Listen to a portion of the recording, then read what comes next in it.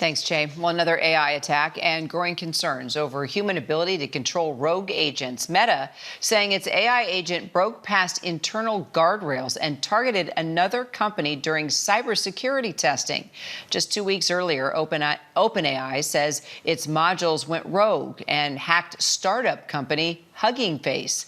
Meta says it is looking into the event and will share a full report. So what does this all mean? Let's bring in our senior AI reporter at Axios, Madison Mills, to kind of explain whether we should be more afraid of AI or just embrace what is happening. You know, Meta is arguably one of the most tech-savvy companies on the planet, right? So what are your thoughts, and how did this happen?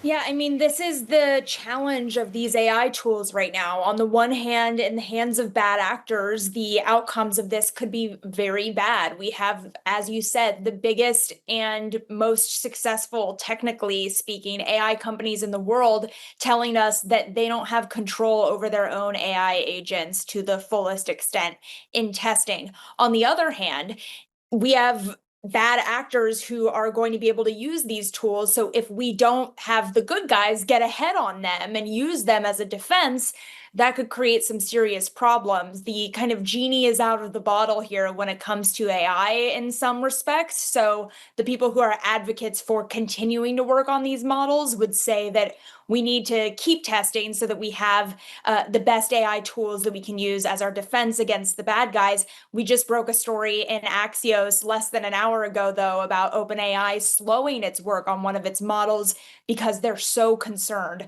about the security risks associated with it. And that's a really big deal to have a company say, we are actually going to slow ourselves down on a piece of technology that could help us make money in the future. The term singularity comes up with these news, stories of these attacks, which is the hypothetical point at which I guess where AI surpasses human intelligence, right? Are we already at that point? You're hitting on a great party debate in Silicon Valley, and something that as a reporter doesn't necessarily feel like a party question. It feels really critical. We've got the AI CEOs, Elon Musk, Sam Altman, all alluding to this idea that we've already reached the singularity, which sounds like this sci-fi term, and it kind of is. It's like this black hole moment of AI where these AI tools can really act on their own without human intervention.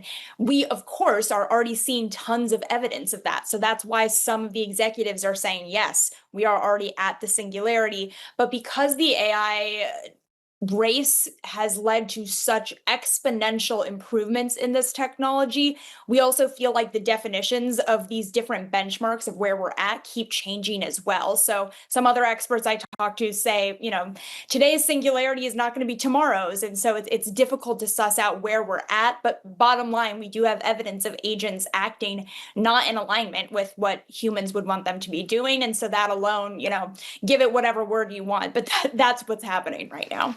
We'll keep talking. We love having you on, Madison. Thank you.